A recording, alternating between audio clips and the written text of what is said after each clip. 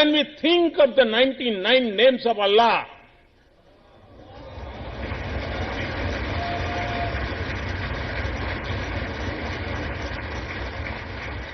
none stand for force and violence. And that the first two names denote compassionate and merciful. Allah is Rahman and Rahim. Quran में सबसे ज्यादा बार अल्लाह का नाम है, लेकिन अल्लाह के बाद पूरे कुरान में एक शब्द बार बार आता है जो सेकंड हाईएस्ट मैं कह सकता हूं अल्लाह के बाद, वो आता है इल्म। 800 बार, किसी हमारे एक मित्र मुझे बता रहे थे, 800 बार कुरान में इल्म शब्द का उपयोग है।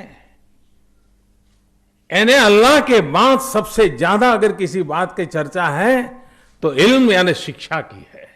ऐसा आपने बहुत अच्छा सवाल पूछा है। उन्होंने कहा है कि मैंने मेरे तकरीर में कहा कि कुरान सारी जाति के लिए इंस्ट्रक्शन मैनुअल है। मैंने मेरे तकरीर में कहा कि कुरान सारे इंसानों के लिए इंस्ट्रक्शन मैनुअल है।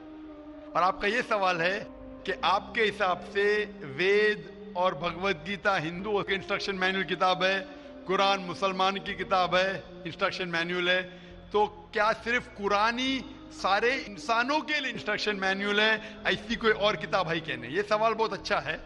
इसका जवाब कुरान मजीद में अल्लाह ताला फरमाते, सूरह राद में सूरा नंबर 13 आयत नंबर 38 में अल्लाह ताला फरमाते लिकुल्ली अजलिन किताब, कि हर दौर में अल्लाह ने एक किताब नाजिल की। हर दौर में अल्लाह ने किताब नाजिल की।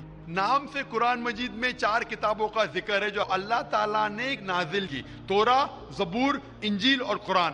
तोरा नाजिल की गई थी मूसा अलैहिस्सलाम पर, जबूर नाजिल की गई थी दाऊद अलैहिस्सलाम पे, इंजील नाजिल की गई थी ईसा अलैहिस्सलाम पे, और कुरान जो आखिरी किताब है नाजिल की गई थी आखिरी पैगंबर मोहम्मद सल्लल्लाहु अलैहि वसल्लम पे। आपका सवाल है कि सिर्फ कुरान सारे इंसानों के लिए, बाकी किताब नहीं है। अभी ये 4 किताबों का कुरान मजीद में जिक्र है, लेकिन कुरान मजीद में यह भी कहा गया है कि हर दौर में किताब है। मिसाल के तौर पे सूफ इब्राहिम, वो भी किताब है। तो अल्लाह ताला ने कई किताबें नाजिल की है, सिर्फ नाम से 4 का जिक्र है, इसके अलावा और किताबें हैं। कोई मुझे हिंदू पूछता है कि आप कह सकते हैं क्या वेद अल्लाह की किताब है?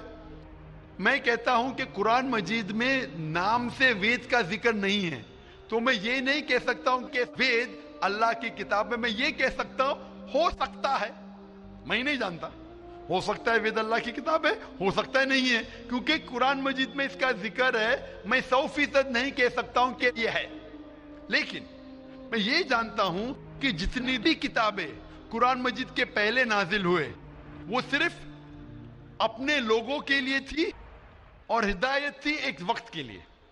जितनी भी किताबें नाजिल हुई कुरान मजीद के पहले, चाहे तोरा हो, जबूर हो, इंजील हो, या जितनी भी किताबें जिसका जिक्र कुरान मजीद में नहीं आता है, वो नाजिल हुई थी अपने लोगों के लिए। वो पैगाम का अमल करना चाहिए जब तक नई किताब नाजिल ना हो।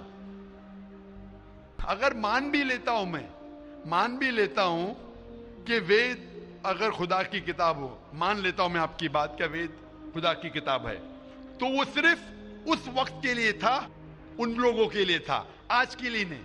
क्योंकि कुरान मजीद अल्लाह की आखिरी किताब है, वो सिर्फ मुसलमानों के लिए नहीं और सिर्फ 1400 साल पहले के लिए, क्योंकि वो आखिरी किताब है, वो सारी इंसानियत के लिए थी और क़यामत तक है। जितनी किताबें पहले आई वो सिर्फ महदूद थी एक वक्त के लिए और एक समय के लिए, खुसूसन कुछ इंसानों के लिए। मिसाल के तौर के ऊपर तोरा नाजिल हुआ था सिर्फ यहूदी के लिए, मूसा अलैहिस्सलाम पे नाजिल हुआ था जब तक नई वही नहीं आई, उस वक्त के लिए और उन लोगों के लिए।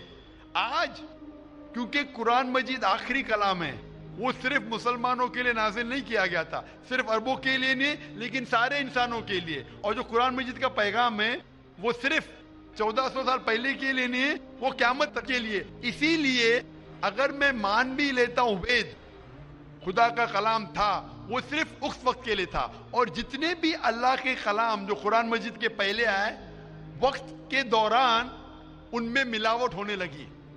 आज आप तहकीक करेंगे जितनी मजहबी किताब, कुरान मजीद के अलावा सभी मजहबी किताब में मिलावट है, उसमें कॉन्कॉक्शन है, फैब्रिकेशन है, बहुत मिलावट है। मिसाल के तौर पे महाभारत पढ़ते हैं तो कहते हैं पंडित कि महाभारत सबसे पहले कहा गया था, अर्जुन के ग्रैंडसन ने कहा था, उस वक्त 8000 श्लोक थे। ये कहानी दोहराई गई जनरेशन के बाद जनरेशन, फिर महाभारत में हो गए 24,000 श्लोक, आज महाभारत में लाख श्लोक है, तो इसमें मिलावट होने लगी। आज आप देखेंगे महाभारत टेलीविजन पर, उसके अंदर बैकग्राउंड में मारुति कार भी जा रही है, ये और एक मिलावट है मारुति कार महाभारत में। तो इसीलिए जितनी भी किताबें अल्लाह ने नाजिल की, क्योंकि वो सारे इंसानियत के लिए नहीं था और क़यामत के लिए नहीं था, अल्लाह ताला ने उसे जरूरी नहीं समझा महफूज रखने के लिए, बट क्योंकि कुरान मजीद आखिरी किताब है और अल्लाह सुब्हानहू तआला जानते कि एक क़यामत तक रहने वाली है, इसीलिए अल्लाह ताला फरमाते सूरह हिजर में सूरा नंबर 15 आयत नंबर 9 में कि हमने कुरान नाजिल किया, हम इसकी हिफाजत करेंगे।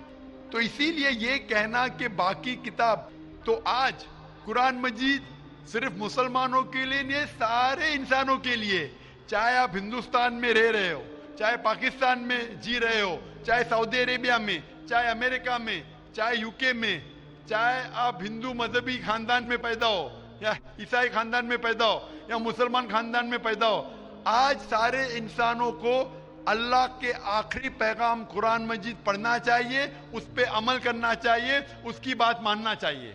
इसीलिए मैं कहता हूं कुरान मजीद सारे इंसानों के लिए।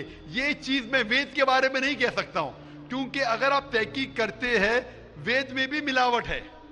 आज अगर आप साइंस के जरिए तहकीक करने लगेंगे, कुरान मजीद को छोड़ के बाकी सारे किताबों में आपको गलती मिलेंगी, तो ये गलती मैं अल्लाह को मंसूब नहीं कर सकता हूं। मैं नहीं कह सकता हूं ये गलती भगवान ने की, ईश्वर ने की, अल्लाह ने की, क्योंकि ये जितनी किताबें कुरान मजीद के पहले आए वो सिर्फ महदूद थी कुछ लोगों के लिए और महदूद थी वक्त के लिए।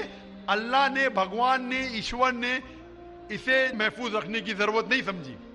आज क्योंकि कुरान मजीद आखिरी पैगाम है अल्लाह का, अल्लाह ताला खुद कहते हैं कि वो महफूज रखेंगे। इसीलिए मैं कहता हूं कुरान मजीद एक वाहिद किताब है सारी दुनिया में जो सारे इंसानों के इंस्ट्रक्शन मैन्यूल है, मेरी भी और आपकी भी।